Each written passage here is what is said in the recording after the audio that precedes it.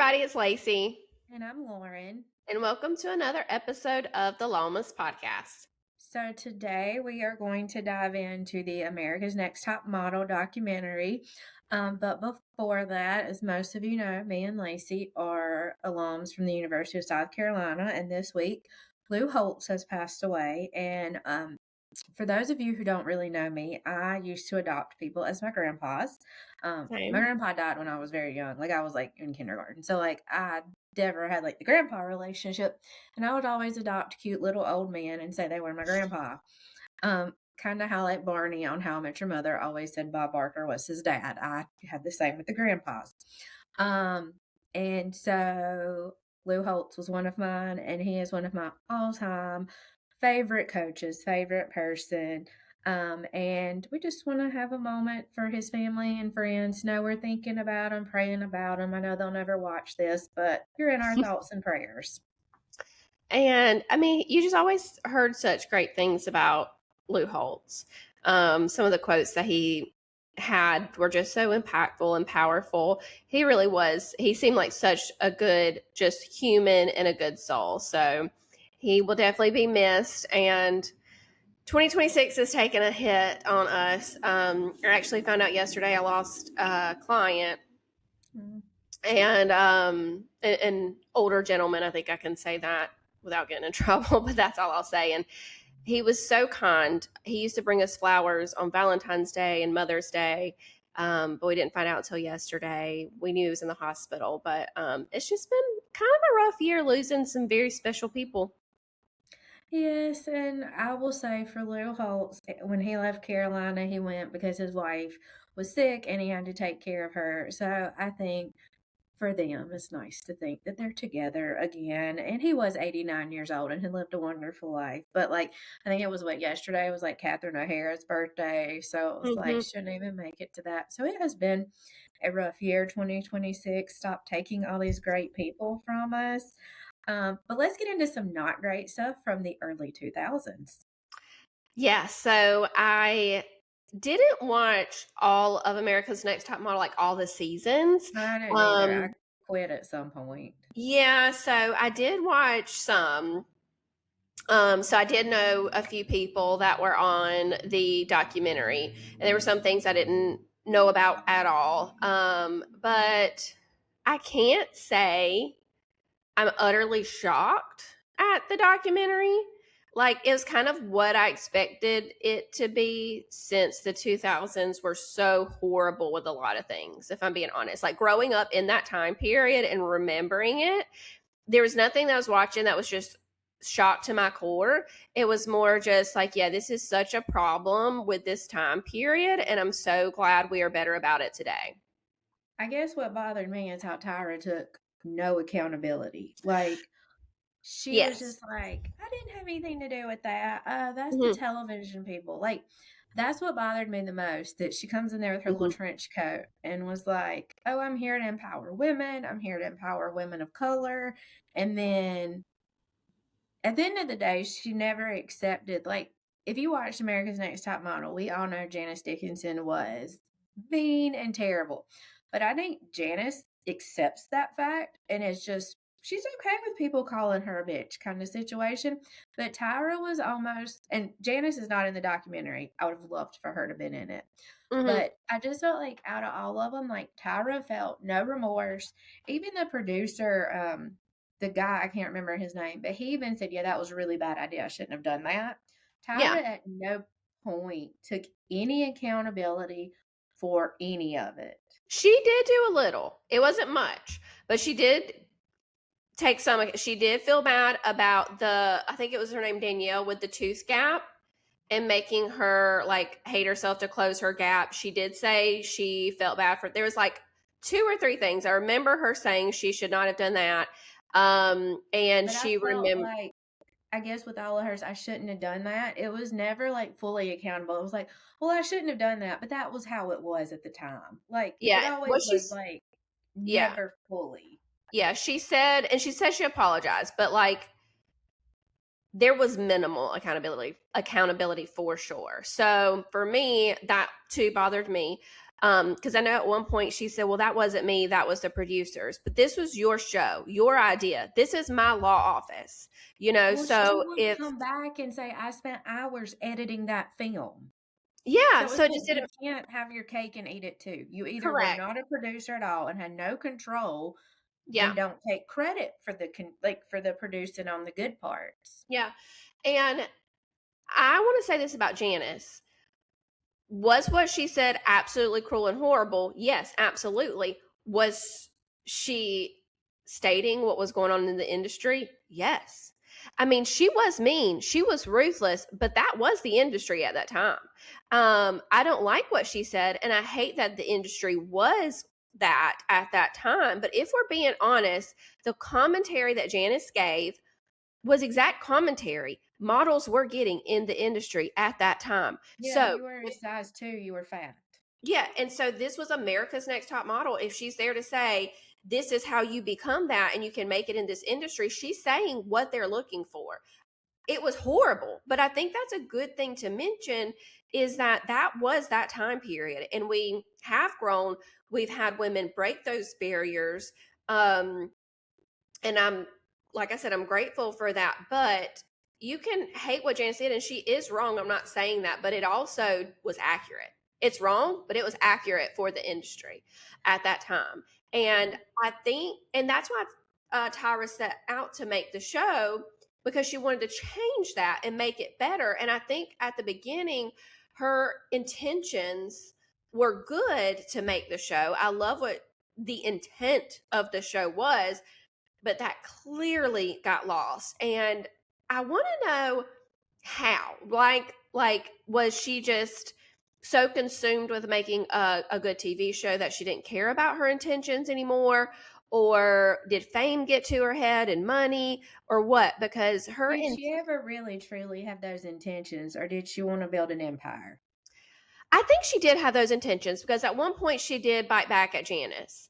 And there were some clips from the beginning seasons where it did seem that that was her intent, but it clearly was lost. Well, I want to take a second and ask about some of the legal parts of it. So, if y'all have watched the documentary or you've watched the show, they go in there, they sign releases and all this stuff. But let's talk about Shandy. She broke my heart.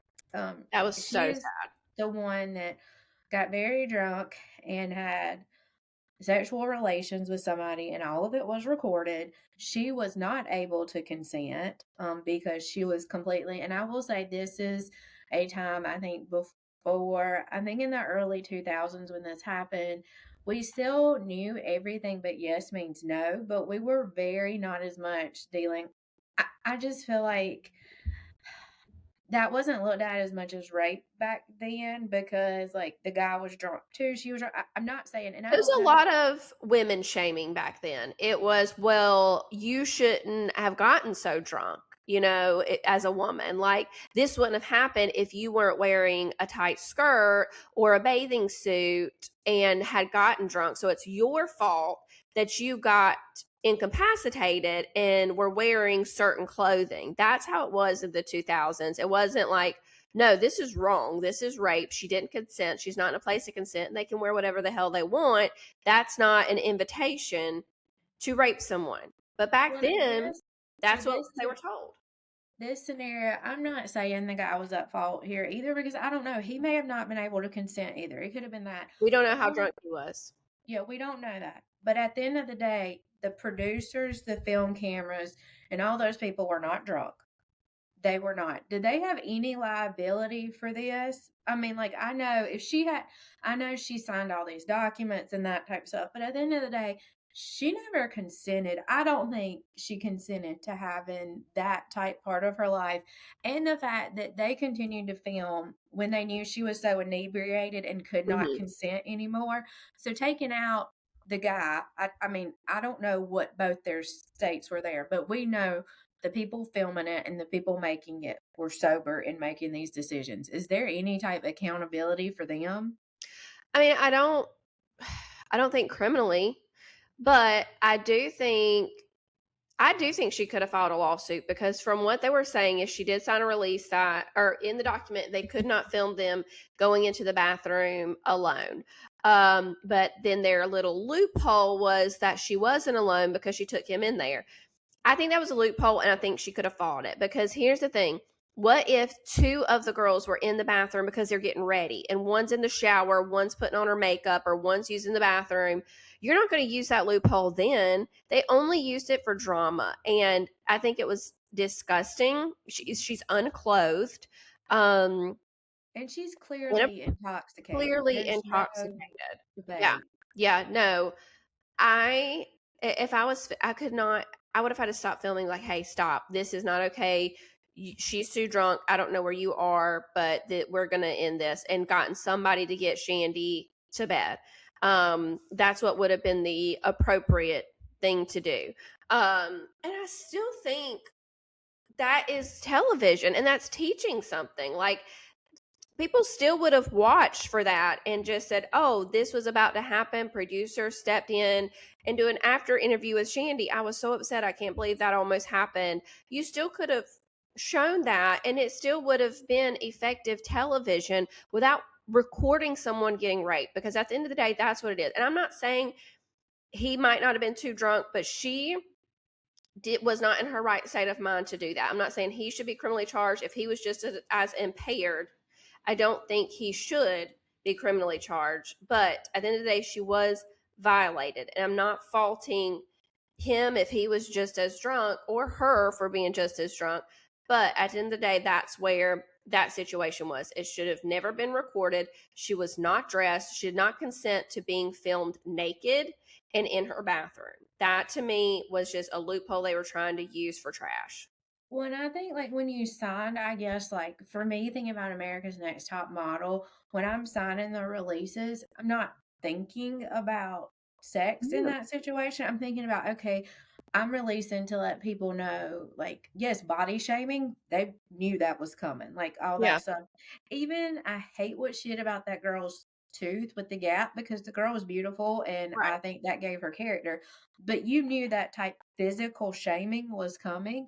I don't think when you signed up for America's Next Top Model, you thought about intimate relationships. It's way different. Like, I know I watched some reality TV, like Love is Blind, and, like, the dating shows. I mean, you can see in those that you may be consenting to having those moments videoed, because that's the part of the show. But I feel like with America's Next Top Model, they never thought, because normally, like, they didn't bring people of the opposite sex in except for, for shoots and stuff. Like, you were not, I feel like they intended this to happen, honestly, because they brought those boys in, knew they were drunk, and these girls are not eating anything because they're trying to stay skinny, and you're loading them up on alcohol, which they're going to get drunk really quick.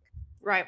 Yeah. And, like, I remember a few years back, do you remember Bachelor in Paradise shutting down? Yes, and they now have rules in place. So Bachelor in Paradise, it was that blonde-headed girl. What was her name? Corinne? I can't remember. And the dude. Yeah. And they said that they were too drunk to consent. And so now on Bachelor in Paradise, there's like a 2-drink rule or something. So that way, like, there's no issues of consent, because they are watching what you drink to make sure you are fully aware of your decisions. And they shut down production. Like, after that happened, they shut down production to try to figure out, like, oh gosh, this is a problem. We can't have this. We don't want this to happen. But they made it right by putting stuff in place. And America's Next Top Model just continues to defend it. And going back, like, a similar thing was when they were doing that photo shoot, and the woman said the guy was hitting on her, and she didn't want to do the photos with him. And that was another half-ass accountability. That's what I said. She took accountability, but like you said, it was, when she did, it was half-ass. Well, I thought I was empowering her when I said this, because you have to deal with that in the industry. But I realize now I should have done something different. It's like, Well, she was saying, well, that's what happens in the industry. But you were trying to change the Right. industry. If you're This trying to was change your the chance. industry, do something else. Like that's where I was like the intent was lost. You were trying to change the industry, but the intent was clearly lost. Like women shouldn't be violated. No matter if it is happening in the modeling industry, stop. And Right. like this was your chance. I will say I felt Nigel was probably the most apologetic out of all of them. Yeah. Something about him just came off really Genuine. sincere. Yeah. Like, and I don't know, maybe it's because I liked him from the start. I will say, Ms. J, I do like I'm gonna say something. I don't know if he would be the same person he was without having that stroke. But I think Yeah. that stroke, which I hate he had it, but I Mm-hmm. definitely think that has shown him, and it broke my heart Yeah. when he was talking about, I taught people how to walk, and now I'm going to have to teach myself. I didn't realize he couldn't walk. Like to the end when he said that, I didn't realize that he had lost that ability and hadn't gotten it back. All of that, I kept up with it, like with some of that stuff, and I thought it was really sweet. But this shows you the type of person Tyra is, because Jay Nigel went to visit him while he was in the hospital recovering, and Tyra, to say that was one of her best friends. And I also think some of the stuff Tyra did, if it wasn't in the industry, it was like the entertainment industry, I definitely think there was claims that Miss J and Nigel could have made for like employment harassment, because I do think the way Jay said she treated him on set and all of that was, I mean, I think that could be employment harassment, but in that industry, and the fact that they signed all these contracts and everything, but I think that on set, I think if that was a normal workplace, we would see lawsuits coming out of it. Yeah, absolutely. I think we could have seen them regardless, but I think the girls were just too scared and so young. And it was such a different time then, so they probably didn't think they could do anything. But I think in today's world, even in the place of a TV show with those same contracts, there would have been at least lawsuits and settlements. I really do. And I just overall, like Tyra had such a good opportunity and she just failed. And then at the end, she talked about America's Next Top Model, cycle 25 or whatever. I'm like, girl, did you learn nothing? I mean, I'll watch it if she has nothing to do with it. If she has nothing to do with it and somebody else is running the show, sure. I will say, I do think overall, you're right. So much of the stuff was accurate. Like, you were fat unless you were bony, skinny, and like the body shaming in the model industry was real. Like, you were toothpicks. If we're being honest, it's probably still going on. Yes. It's gotten better, but there are probably still some agencies, companies that are still like that. I think many have changed. So yeah, like, and I love when celebrities will post like their little mom pooches, like that little piece of fat underneath your belly button, and normalize it, because that is such a normal body. That's so real, and I appreciate that. And so I just wish we could have had an America's Next Top Model that was real, that was real women, real body sizes and types, healthy, sure, but that's what's impactful to me, and I think a lot of people feel the same. I think it's important to note that healthy and weight aren't always like synonymous. Like, I will say, so I went and had my blood work done this past week. So like I got like my cholesterol, all that stuff. I am considered overweight, not obese, but overweight by the body weight standards. My husband is considered completely in his body weight standards, and all my cholesterol and all that was better than him.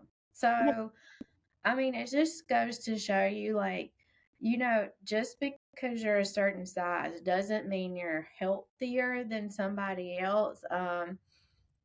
And I think that was one thing, like America's Next Top Model was not making these women healthy. I mean, when you're not having your menstrual cycle because you're not getting enough nutrition, that's not healthy. And I think that's a big change where I think our society has done a lot better at promoting healthy over just your basic image of skinny is healthy, when we know that's not true.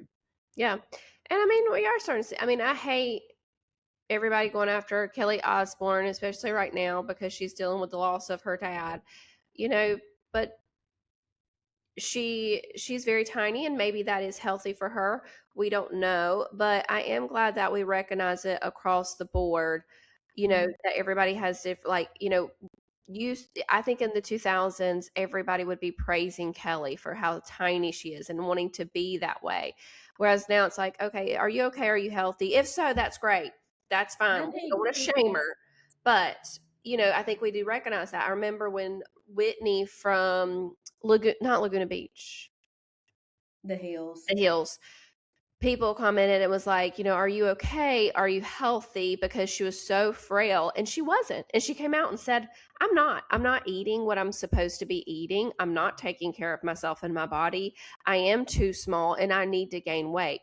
I don't think any of those conversations would have happened in the 2000s. Well, I also think the same with Kelly Osbourne and her mom Sharon. I think they all know that they're going through grief with dealing with the loss of Ozzy. And I think a lot of the questions about her body are not so much on her looks, but are you okay? Because she Kelly, we love you, girl. A big personality, and I know that she's going through grief. But Sharon honestly admitted, I believe, that she had been taking Ozempic and lost too much weight, and now she can't gain it back, kind of thing. And I think that could be grief why she can't gain it back. I mean, they're dealing with a lot, but I do think it's now we're seeing that we shouldn't body shame no matter what size you are, but we also shouldn't think that people's health is indicated purely by their body size. And look, Tyra, she is not skinny anymore, and she wants to flaunt her curves, the same thing she was trying to stop women from having, Right. Because that one girl, I can't remember what her name was, but she was the one that was plus size. That's not plus size.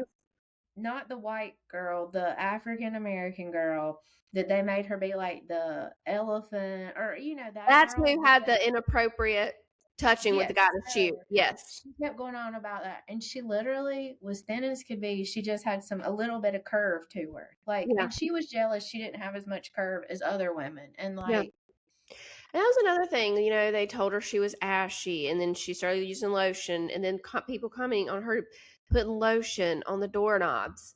Tyra had such a great opportunity to build an empire that promoted Black women, that embraced Black beauty, which was so needed in the 2000s. It's so much, it's getting better today, but it's still needed today. And she failed. She absolutely, I think she failed most at that. That you had such a great opportunity to display that, and you made it worse. You had a show that could have really showcased diversity. You had her as she's, I believe, mixed, I think. Yeah. Maybe. And then you had Ms. J and Jay, who are not white. One is Hispanic and one is Black. And, Nigel, who he said what he was, but I can't remember. You had a diverse cast of diverse people. You could have really shown this. You could have also shown diversity works in every environment, but you didn't. No. And you still to this day don't want to take accountability for it. And I think she was delusional going into it. I truly think she was there to be praised. And when the documentary comes out, I think she saw herself in a different light. You think she sees herself in a different light? No, she's going to say she was victimized by that. I gotcha. Okay. I think the documentary, she's going to say, showed her differently than what she anticipated the documentary's purpose was. Oh, yeah. No, I can see that for sure. Yep. So that kind of wraps up our America's Next Top Model. But if you didn't grow up in the 2000s and stuff, it is an accurate depiction. And, if you do go back and watch it, definitely appreciate where we are now and keep moving forward to never go back there. I'll never forget seeing the headlines of Kim Kardashian when she was pregnant and being compared to a whale. And the whole time she had preeclampsia. Just so many things were so disgusting, and women deserve better. We deserve to be embraced for what our bodies are. I am a size 6, and I'm considered overweight by BMI purposes as well. That shouldn't even be a thing, but all my blood work, physical wise, came back that I just recently got was great. You know, there were certain deficiencies I had that affect my mental health that I'm on some vitamins and supplements on, but my physical health was great, even though I'm considered overweight and a size 6. So, if you're listening to this and you're a woman or a girl, you are beautiful no matter what. Healthy comes in all shapes and sizes. And let us know your feelings. Watch the documentary. Send us DMs. Let us know, and we'll be back. We're working on some more ideas, and we will be back next week. Bye.